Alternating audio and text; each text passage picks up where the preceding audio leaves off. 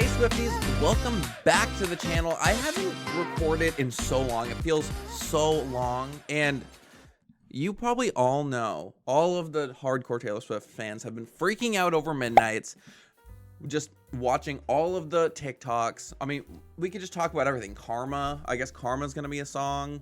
Is it gonna be a hint of her album that was supposed to be released between or after 1989, but before Reputation, or was it supposed to be Reputation? I don't know. There's so many thoughts. Lana Del Rey is going to be featuring in her new album. I'm so excited for that album, but I'm also not prepared. I'm not mentally, physically, spiritually, emotionally prepared for the album, but I'm going to have to overcome all of that. And because it's soon. I mean, it's the 21st. I'm recording this October 8th. This is so soon. Wow. Okay.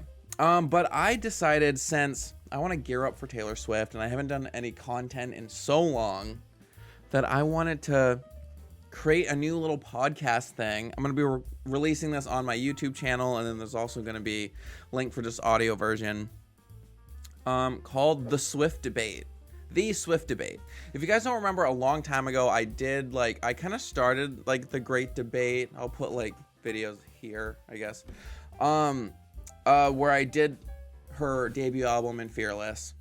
Now I want to redo that. I'm gonna kind of, it's gonna be the same thing where I want to rank all of her songs, but I'm gonna do, each episode is gonna be putting two of her songs up against each other, reacting to both, and figuring out who is the winner, putting him in the ring.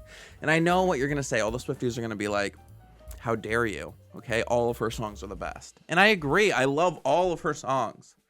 But I, for some sick and twisted reason, need to rank everything, and I need to know, which I kind of already know, that like 10-minute version of All Too Well is gonna be number one, but we don't know. Midnights is coming out. So this is gonna be a lot of, I'm gonna be doing episodes like for every one of her songs. So this is going to be a very long, intense process, but I'm here for it. And I hope you guys are too. Remember, leave a like, subscribe, leave a comment, do all the things. It's been so long. I don't even remember how to plug shit anymore. I don't know. All right, so we are starting off with Fearless Taylor's version, her first re-record. I'm going to go with Red Taylor's version after that. I kind of want to just do all of the albums that are hers, owned by her. So, I don't know why I said that like that. It's so weird. So after I do Fearless and Red, then I'll probably start on with like Lover and Folklore, all the way up Evermore.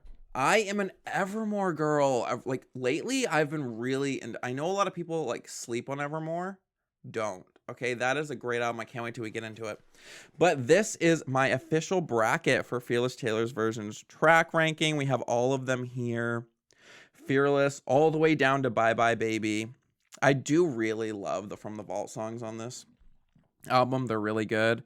I think when I originally reacted to this album and did a ranking, I think Mr. Perfectly Fine was number one for me, which I still love that song. It's so good, but I don't know. You know, I've matured. It's been a long time. Okay, I haven't matured, but I have aged, and it might be different. So today, this episode is, which you probably saw on the title, Fearless versus 15. We're starting with Fearless versus 15.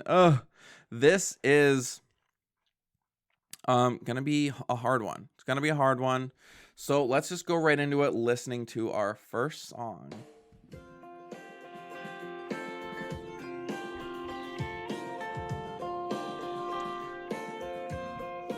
This song is so good. And her just re-recordings are so amazing. Her voice. Oh. Okay.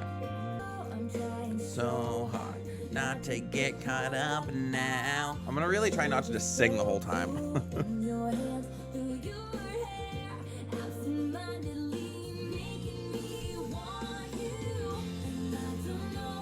Okay, so I really like that line where she goes, absent-mindedly making me want you. I love that. Like when you're just really in love with someone and they're just doing things where you don't even they don't even realize like how obsessed you are. You have to like play it cool.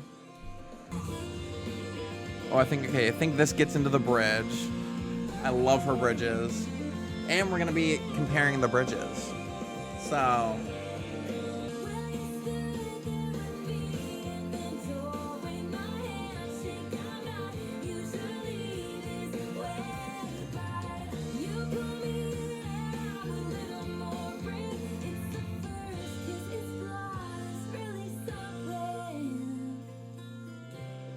it's fearless.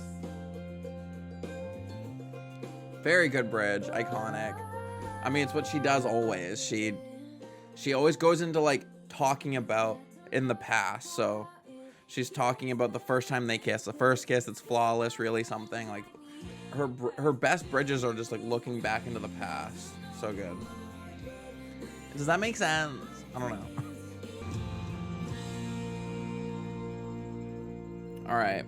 That is a good one. That is a really strong start to this album. It's very, because this is kind of a sad girl album a little bit. I listen to a lot of it when I'm feeling like a sad little girl. And well, I know I don't look like a little girl, but deep down, I'm a 15-year-old girl when I listen to this album. And yeah, I really like how like very positive this first one is. I like her, there's a quote of Taylor Swift. Yeah, there's a quote of Taylor Swift saying, "To me, fearless is not the absence of fear, it's being completely unafraid. To me, fearless is having fears, fearless is having doubts." So yeah, so I mean, it's kind of this song kind of reminds me of like a first love. Very, like, you're just jumping into a relationship fearless because you don't really have fears or worries yet. Like, you're just so in love. You don't know what could happen. And girl, later in the album, we can figure out what happens. Okay. So that's really good. So I really like the bridge, like I said. How I want to like compare and like rank and kind of judge these songs is by which one to me has better lyrics, which one to me has better production, which I really like. This is very like fun, upbeat production. The better bridge, and then re-listenability. Is that a word? I don't know. All of her songs are re-listenable. So the ones like the song that, so between these two, Fearless and 15, I want to, the song that all fits those categories the best is going to be the winner. And of course, you guys let me know in the comments like how badly you hate me for choosing the song that you wouldn't choose, or if you agree with me. Yeah. So that song's really good. Love me some Fearless. And let's get into 15. Oh, I love the production of this. This is such a good song. You take a deep breath and you walk through the doors. It's the morning of your very first day. She tells a story so good.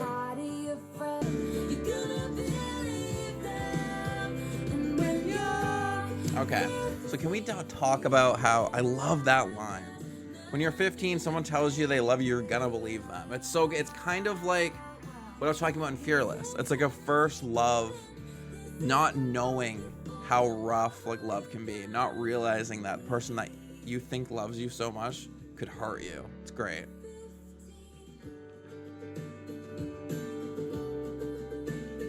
This is life before you know who you're gonna be at 15.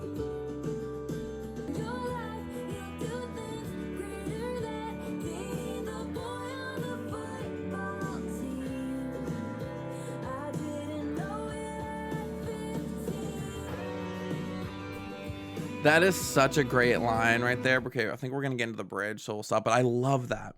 So, but in your life, you'll do things greater than dating the boy on the football team. But I didn't know it at 15. It's so true. It's like it's such a little time capsule, this song, of how it feels like to be 15. She describes it so well, of like just being like you think everything's so important when you're 15. You don't realize that there's going to be so much more to your life that you're like barely even going to remember this year, but it feels so important to you, your freshman year. I remember being so nervous about going into my freshman year of high school. I remember just, I don't know why, being like, just, I guess, change and stuff, and just feeling nervous about it. And now looking back, I'm like, that was the easiest time of my life. I don't like it. It's so true. And then I didn't really have like a lot of romantic loves as like a young gay man. There wasn't really, because I'm like 31 now, so when we were in high school, not a lot of us were out. And like the few that were got like bullied, so we were like the ones that were in the closet like were kind of like, no. I mean, people knew, and I eventually came out. It wasn't like a shock. Like they weren't like, oh my god, you're not gonna be a lumberjack. Like it made sense when I came out, but so I don't really relate into like being in love at 15. I did have some like random gay hookups, but it wasn't like love. It was more like hiding. You're focused on hiding it more than the love. This is really depressing. 15-year-old gay millennial isn't the best time. So you younger people who come out when you're 4 and people cheer you on, I'm so glad for you, because it's not fun growing up scared to come out. But let's continue on to this song. Abigail gave everything she had to the boy. It changed his mind. We both cried. I love that part. Take a deep breath, girl. Take a deep breath as you walk through the doors. Okay. Oh, Kerr. Oh wait. Oh, Kerr. She cute. I don't know why I'm talking like that. So I my first initial reaction between these two songs for me is 15's the winner. Let's break it down, okay? Lyrics for Fearless are very like cute and fun. It's a bop. She a bop, okay? Like you hear 15, you know the words, you sing along to it. But 15, the lyrics are so relatable. So are Fearless, but 15 for me, it paints more of a clear story. It feels, I connect to the lyrics more to 15 than Fearless. Even though I said not as a gay person, but taking out the love aspect and just that feeling of being 15, not knowing who you're supposed to be. I'm just gonna start saying the lyrics. Okay, so lyrics go to 15. And then production. Production is definitely, I'm gonna give it to 15 again. I do love the Fearless production. It is such a good intro to this album. But I don't know. 15, she's doing it for me, okay? She's doing what the girl shoulda did. And then bridge. Okay, so let's talk. We already talked about Fearless bridge. The bridge of 15 is so good. And do you guys know which one I want to pick? Because I love it where she goes, okay. Back then I swore I was going to marry him someday, but I realized bigger dreams are mine. And Abigail gave everything she had to a boy who changed his mind. We both cried. So good. So again, it's going back in time, thinking, reminiscing of a time, which is kind of like this whole song, but she really focuses on the bridge. It's so good. Okay, so I'm going to give it the bridge to 15 as well. And I'm going to have guests on here too that can help me debate these two, like the two songs. So it's not just me speaking to you guys and you guys screaming at me being like, no. But let me know what you guys think in the comments, definitely. And if you're listening to the podcast, which isn't going to have any of the songs cut out, I'm going to have to edit some of the songs out for YouTube. You can email me. I don't even know what the email is going to be. I guess I'm just going to do like a jnalife@gmail.com. We'll do that. I'll put it in the notes. And re-listenability.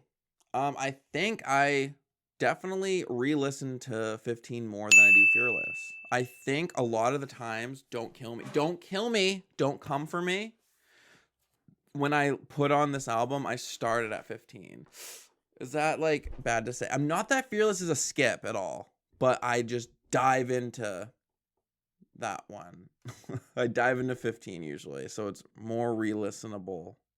Is that even I don't think it's a word, but it's gonna be. Yeah, so there we have it. There we have it. Our winner today is 15. Next week, what is happening next week or next episode? I don't know when I'm going to be recording these. Our next one is going to be Love Story versus Hey Steven. I definitely think that Love Story is going to win. That's one of my favorite songs of hers. But Hey Steven's really good, and we got to give him, I guess the gender of that song is him because it's Hey Steven. We got to give them their due, and we're going to. All right, well, thanks for listening, guys, and bye!